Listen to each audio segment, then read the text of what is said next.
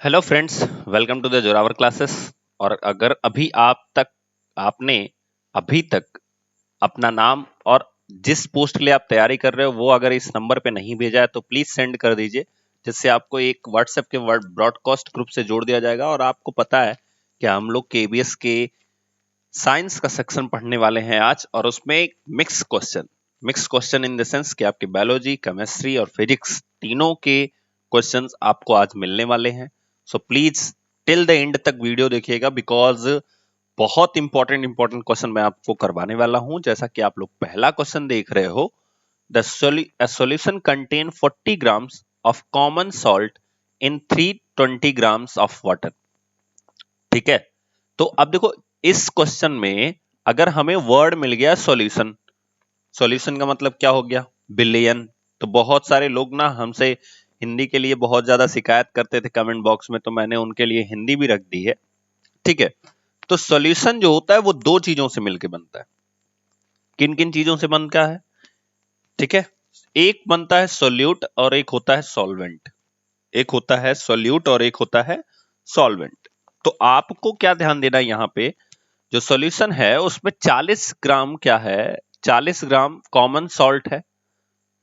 Common salt जो है वो कितने ग्राम पानी में है? एक सॉल्यूशन जो बन रहा है हमारा, उसमें जो सॉल्ट है, ठीक है, वो कितने ग्राम पानी में है? 320 ग्राम पानी में है।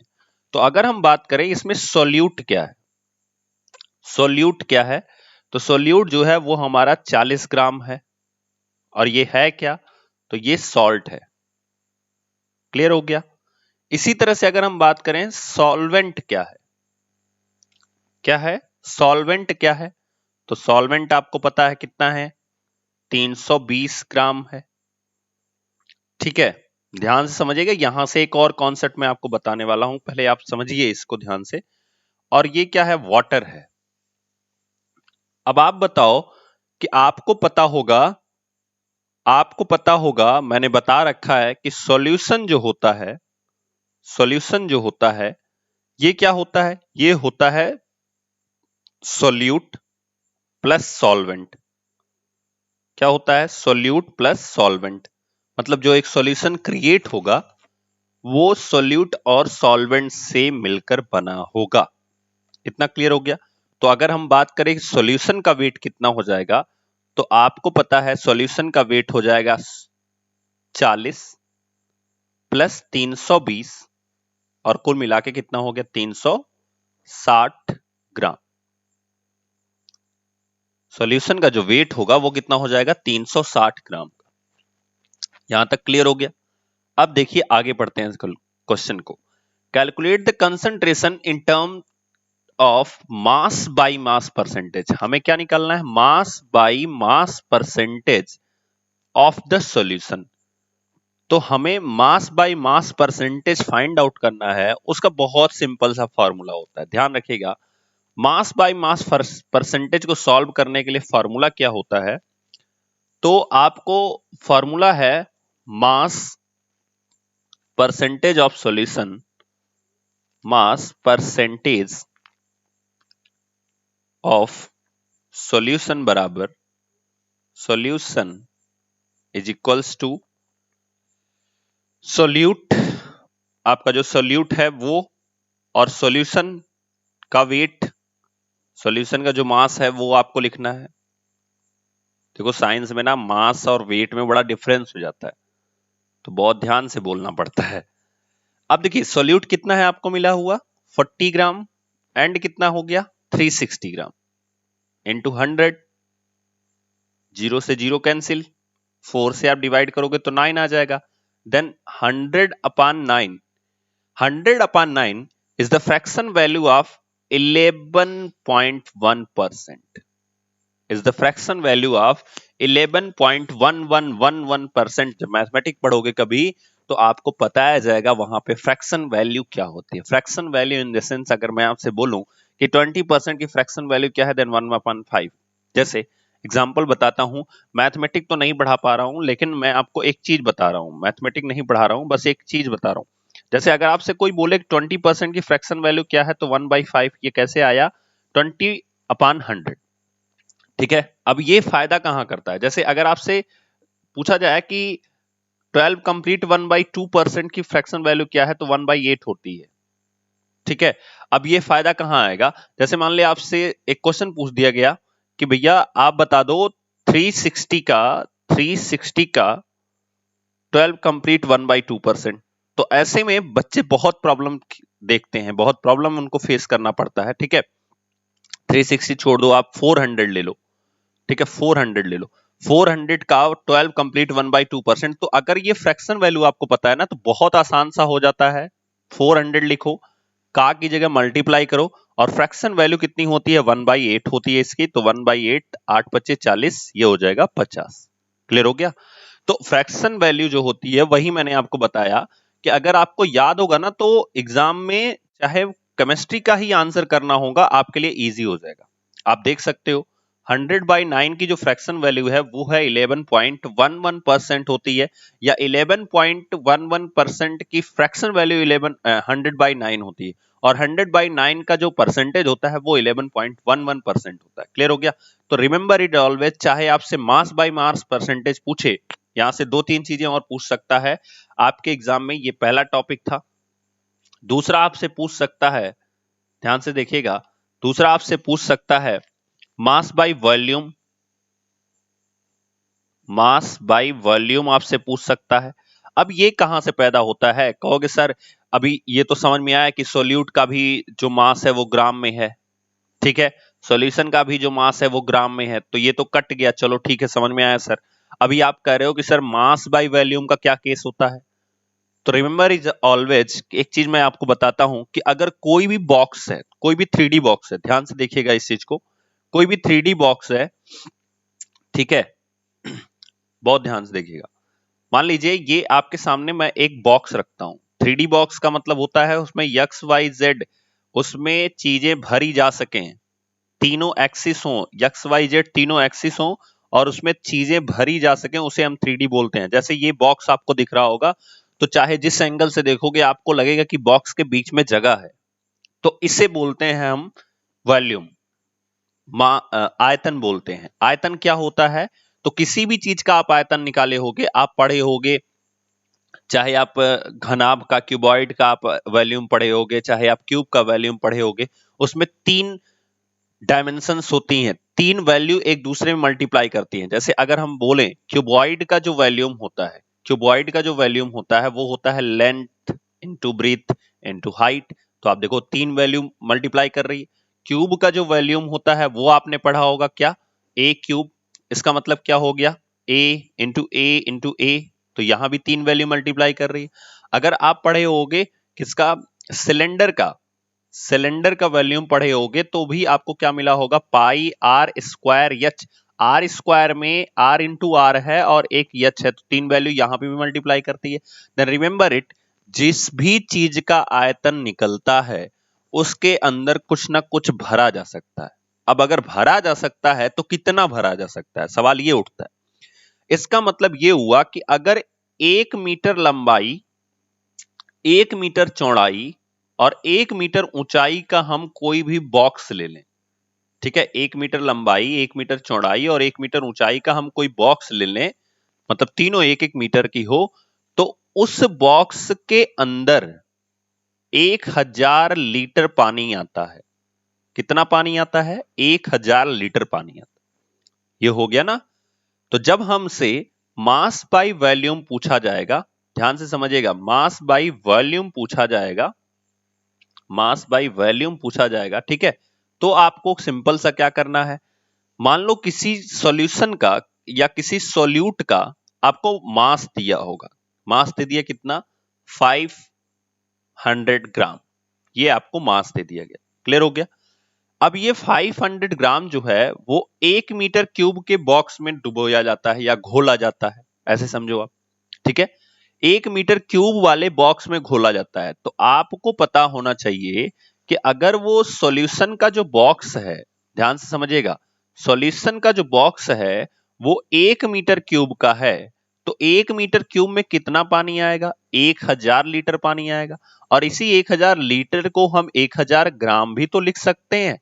तो यही याद रखना है आपको, फाइनली वो मास बाय मास में ही निकलेगा, लेकिन आपको वॉल्यूम का कॉन्सेप्ट जो है वो मैंने आपको समझाया कि वॉल्यूम का कॉन्सेप्ट क्या होता है। क्लियर हो गया। इसी तरह से आप लोग मुझे कमेंट बॉक्स में बताओगे कि 1 सेंटीमीटर क्यूब में कितना पानी आएगा। अगर कोई बॉक्स है जिसकी लेंथ, हाइट और ब्रेथ तीनों 1-1 सेंटीमीटर की हो, मतलब इतना छोटा सा हो, ठीक है, तो उसमें कितना पानी आएगा या कितना ml उसमें आ सकता है, ये आपको बताना है। क्लियर हो गया। चलिए, तो मास बाय वॉल्यूम समझ में आ गया। तीसरा आपसे जो पूछा जाता है वो पूछा जाता है वॉल्यूम बाय वॉल्यूम। तो वॉल्यूम बाय वॉल्यूम में ज्यादा हमें कुछ करना नहीं होता है, बिकॉज दोनों क्वांटिटी वॉल्यूम में हो जाती है। जो ग्राम आपको ग्राम बाय ग्राम दिख रहा है, यही दोनों क्वांटिटी वॉल्यूम बाय वॉल्यूम में हो जाती है, इसलिए ये कैंसिल हो जाता है। और याद रखिए, हमेशा जब भी आप किसी भी चीज का परसेंटेज निकालोगे तो डिवाइड जो है वो सॉल्यूशन से ही करोगे। चूंकि इस क्वेश्चन में हमें सॉल्यूशन नहीं पता था, हमें सॉल्वेंट और सोल्यूट पता था, हमें सोल्यूट और सॉल्वेंट पता था, इसलिए हमें सॉल्यूशन कितना होगा ये पता करना पड़ा है। तो किसी किसी क्वेश्चन में आपको सॉल्यूशन पहले से ही दिया रहेगा, उसके बाद उसमें सोल्यूट दिया रहेगा या सॉल्वेंट दिया रहेगा, तो आपको सोल्यूट फाइंड आउट करना रहेगा। क्लियर हो गया। चलिए आगे मूव करते हैं नेक्स्ट क्वेश्चन के ऊपर। अगला क्वेश्चन है हमारा, write down the formula of. अब यहाँ पे कुछ सूत्रों को आपको लिखना है जो बहुत इंपॉर्टेंट है, आपके एग्जाम्स में, आपके एग्जाम में पूरा का पूरा पूछने का चांस है इन सूत्रों का। तो इनको कैसे लिखा जाएगा? सबसे पहले तो आपको इनकी वैलेंसी पता होनी चाहिए। क्या पता होनी चाहिए? वैलेंसी पता होनी चाहिए, तभी आप इनके फॉर्मूले को लिख सकते हो। जैसे पहला दिया गया है हाइड्रोजन क्लोराइड, तो भैया क्लोराइड जो होता है उस पे माइनस का चार्ज होता है। अब ये चीजें तो आपको याद करनी पड़ेंगी, मैंने पढ़ा रखा है, उसके अंदर कुछ उसके तरीके भी हैं, कुछ चीजों को याद करना पड़ेगा। जैसे एल्युमिनियम की जो वैलेंसी होती है वेरी करती है, आयरन की जो वैलेंसी होती है वेरी करती है, कॉपर की वैलेंसी वेरी करती है, कभी कभी 2 होती है, कभी कभी 3 होती है। ठीक है। दूसरा सवाल आता है कि सर एक्चुअल में लिखेंगे कैसे? चलो देखो कैसे लिखेंगे। तो पहला आपसे पूछा गया है हाइड्रोजन क्लोराइड, हाइड्रोजन क्लोराइड। देखो हम थोड़ा पढ़ेंगे लेकिन सॉलिड पढ़ेंगे। मेरा ये मतलब नहीं होता है कि मैं आपको 100 क्वेश्चन करवा दूं, मेरा मतलब होता है कि मैं आपको थोड़ा पढ़ाऊं, सॉलिड पढ़ाऊं, जिससे आपको दोबारा उस चीज को पढ़ने के लिए फिर से मेहनत नहीं करनी पड़े। आप पढ़ो और सॉलिड पढ़ो। अब इसमें आपको पता चल रहा है एक हाइड्रोजन है और एक क्लोरीन है। याद रखिए इनकी वैलेंसी कितनी है वो लिखना बहुत इंपॉर्टेंट है। तो हाइड्रोजन की वैलेंसी 1 होती है और क्लोरीन की भी वैलेंसी 1 है। ठीक है। अब याद रखिए, चूंकि वैलेंसी जो होती है वो क्रॉस चलती है, मतलब क्लोरीन की वैलेंसी हाइड्रोजन के पास जाएगी, हाइड्रोजन की वैलेंसी क्लोरीन के पास जाएगी। तो जब हम लिखेंगे इसको तो ये क्लोरीन वाली हम हाइड्रोजन के पास लिखेंगे, यानी H1Cl1 लिखेंगे। देखो दोनों जगह 1 है, इसलिए ये अगर हम दोनों में 1 से डिवाइड कर दे तो कुछ नहीं रहना, या अगर कुछ भी नहीं लिखोगे तब भी यहां पे 1 मान लिया जाएगा। समझ में आ गई बात? भाई HCl लिखा है, इसका मतलब क्या होगा? एक हाइड्रोजन एक क्लोरीन। अब सवाल आता है सर HCl क्या होता है? तो याद रखिए HCl जो होता है ये प्रबल अम्ल होता है। क्या होता है? प्रबल अम्ल होता है, सबसे स्ट्रॉन्गेस्ट एसिड होता है, प्रबल अम्ल होता है। और याद रखिए HCl के बारे में कि HCl जो होता है वो हमारे स्टमक में पाया जाता है, स्टमक में पाया जाता है। क्लियर हो गया? कहां पे पाया जाता है? स्टमक में पाया जाता है। क्यों पाया जाता है? ये खाने के मीडियम को, जब हम खाना खाते हैं तो उस मीडियम को ये एसिडिक बनाता है। क्या काम होता है इसका? एसिडिक बनाता है। तो सवाल होता है सर अगर हमारे खाने का मीडियम जो होता है वो एसिडिक हो जाए तो फिर हमारे अंदर पूरी एसिड एसिड ही हो जाती है, इसलिए आप कभी कभी एसिडिटी का नाम सुने होते हो। तो बिल्कुल सही बात है। फिर इसी के बाद जैसे ही खाना आगे बढ़ता है, स्टमक से आगे बढ़ता है, तो हमारा लीवर है, पैनक्रियाज है, ये लोग अपने अपने जूस को सिक्रेट करते हैं जो कि बेस नेचर के होते हैं। और एसिडिक और बेस नेचर जब मिलाया जाता है तो वो एक दूसरे को कॉन्ट्रास्ट करते हैं, काट देते हैं, जिससे वो जो नेचर बनता है वो न्यूट्रल के लिए अप्लाई होता है। ठीक है। याद रखिए HCl का जो pH मान होता है वो कितना होता है? वो 1.5 होता है। इसको रिमेंबर कीजिएगा। आप लोग याद रखिए, ये सब सब चीजें पूछने वाली हैं, आपसे पूछी जा सकती है एग्जाम के अंदर। चलिए अगला है हाइड्रोजन सल्फाइड। सल्फाइड का आपको पता होना चाहिए कि सल्फाइड की जो वैलेंसी होती है वो कितनी होती है। तो सल्फाइड की जो वैलेंसी होती है वो 2 होती है, ठीक है। सल्फाइड की जो वैलेंसी होती है वो 2 होती है, और चार्ज का मतलब अगर हम बात करें तो इसमें माइनस का चार्ज होता है, ठीक है। चलिए, तो दूसरा हमारा फॉर्मूला दिया गया है हाइड्रोजन सल्फाइड। इसके लिए हम हाइड्रोजन लिखेंगे और सल्फाइड लिखेंगे। हाइड्रोजन की वैलेंसी 1 होती है, सल्फाइड की वैलेंसी 2 होती है। मैंने आपसे बताया बस सिंपल सा काम करना है, हमें तिरछा चलना है। कुछ वैलेंसीज हैं इंपॉर्टेंट जो अभी मैं थोड़ी देर में लिखवा दूंगा आपको, जो आप याद रखोगे तो आपका काम बन जाएगा। देखो हाइड्रोजन के पास हम क्या लिखेंगे, 2 लिखेंगे, ठीक है। और यहाँ पे सल्फाइड के पास 1 लिखेंगे। तो 1 लिखें या ना लिखें, सिंपल सा काम है, उसका फॉर्मूला तैयार हो जाता है। क्लियर हो गया। थर्ड है, आपकी केमिस्ट्री की चीजें नहीं चल रही थी इसलिए मैंने ये चीजें चला दी। अगला है कार्बन टेट्रा क्लोराइड। टेट्रा का मतलब होता है दोस्तों 4। केमिस्ट्री की गिनती में टेट्रा को हम 4 बोलते हैं, ठीक है। तो कार्बन टेट्रा क्लोराइड का मतलब हो गया कि आपके पास कार्बन जो है वो 4 है। कार्बन टेट्रा लिखा है ना, मतलब कार्बन कितने हैं, 4 हैं। उसके बाद क्या लिखा है, क्लोराइड यानी क्लोरीन हम 1 लिखेंगे। तो कार्बन की वैसे भी बैलेंसी कितनी होती है, 4 होती है। क्लोरीन की कितनी होती है, 1 होती है। क्लियर हो गया। तो हम क्या लिखेंगे इसमें, इसका जब फार्मूला बनाएंगे तो ये क्लोरीन की वैलेंसी इसके पास, कार्बन की वैलेंसी इसके पास, तो ये हो जाएगा CCl4। CCl4 क्लियर हो गया। तो इसे बोलते हैं carbon tetra chloride. Carbon tetra chloride, ठीक है। अब नाम कैसे पढ़ते हैं, नाम कैसे पढ़ा, देखो कार्बन 4 की वजह से नहीं आया ये 4, ये जो 4 लिखा गया है ये इस टेट्रा की वजह से नहीं आया। कार्बन की वैलेंसी ही 4 होती है, मतलब कार्बन जो है वो 4 एलिमेंट्स से जुड़ सकता है। अब इसको फुलफिल करने के लिए 4 क्लोरीन इसको दिए गए हैं। तो अगर इस फार्मूले का स्ट्रक्चर आप देखोगे तो वो कुछ इस तरह से बनेगा। CCl4 का जो स्ट्रक्चर है वो इस तरह से बनेगा। तो आई होप आपको समझ में आया होगा ये सब चीजें। चलिए next, write down the formula of magnesium chloride. Magnesium chloride aluminium oxide का फॉर्मूला आपको लिखना है। तो मैग्नीशियम की जो वैलेंसी होती है +2 की होती है।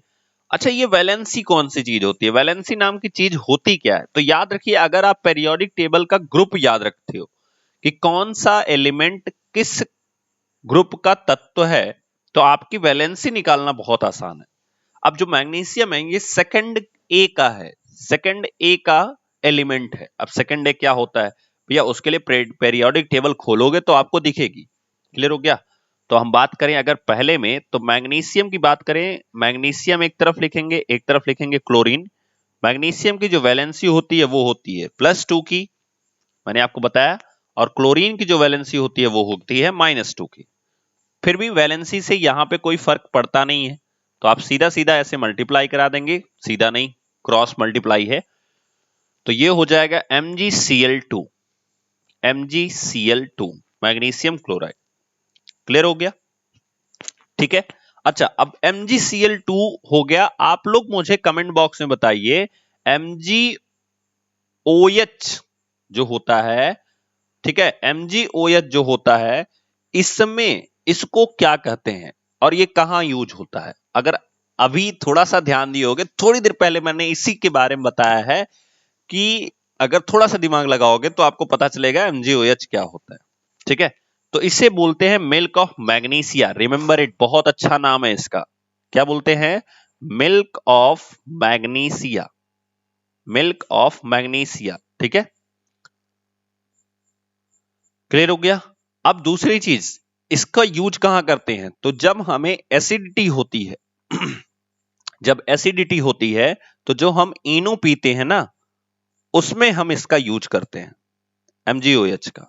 जब हम इनो पीते हैं उस समय हम इसका यूज कर रहे होते हैं, उस इनो के अंदर ही ये पाया जाता है। तो इसको ध्यान से जान लीजिए, इसे मिल्क ऑफ मैग्नीशिया के नाम से जाना जाता है। सबसे इंपॉर्टेंट चीज ये है। चलिए, दूसरा हमारा है एल्यूमिनियम ऑक्साइड। एल्यूमिनियम ऑक्साइड, तो हमारे पास एल्यूमिनियम है और फिर क्या है, ऑक्सीजन है। अब देखिए, एल्यूमिनियम की जो वैलेंसी होती है वो +3 की होती है, और ऑक्सीजन की जो वैलेंसी होती है -2 की होती है।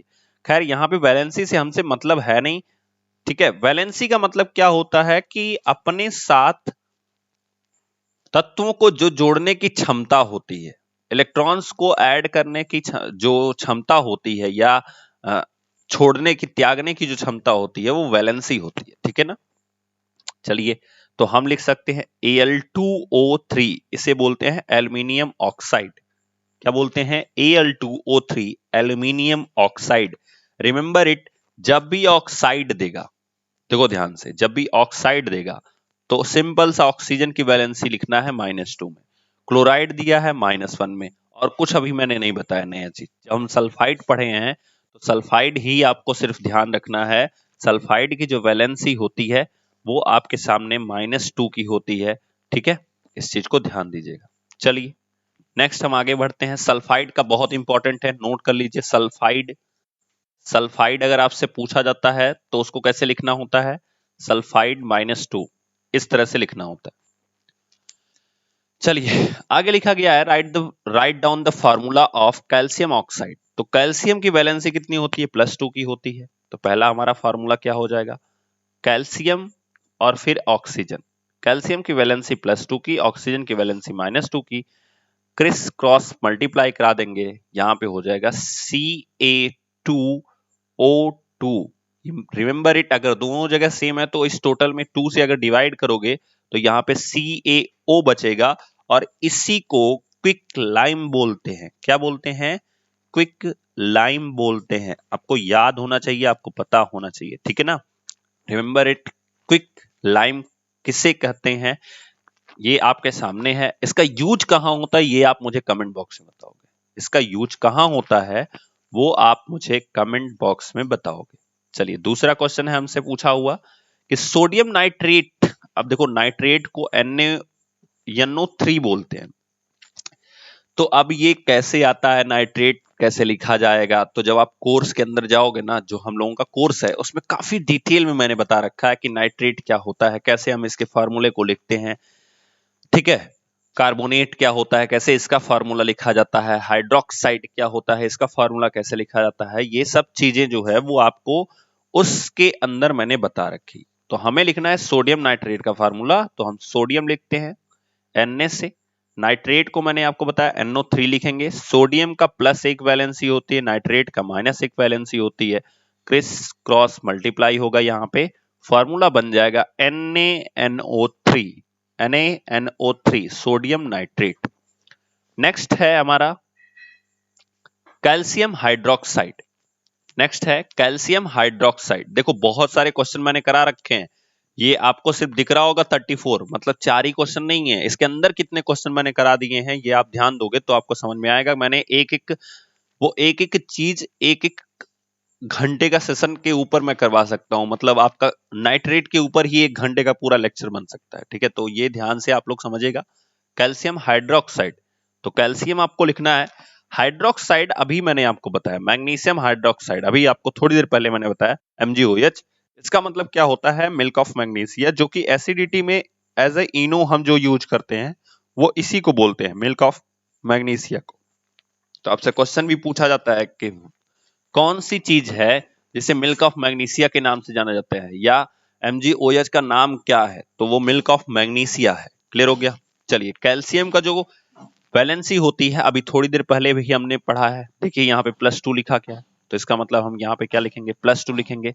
ध्यान दीजिएगा, इसको पढ़ने के बाद आप कम से कम इसको 3 बार रिवाइज करेंगे, कम से कम इस चीज को 3 बार रिवाइज करेंगे, आपको कभी नहीं भूलेगा। हाइड्रोक्साइड की बात करें तो यहाँ पे -1 की होती है। ठीक है, तो यहाँ पे क्रिस क्रॉस मल्टीप्लाई होगा, क्या हो जाएगा? CaOH का होल ट्वाइस। क्या हो जाएगा? CaOH का होल ट्वाइस।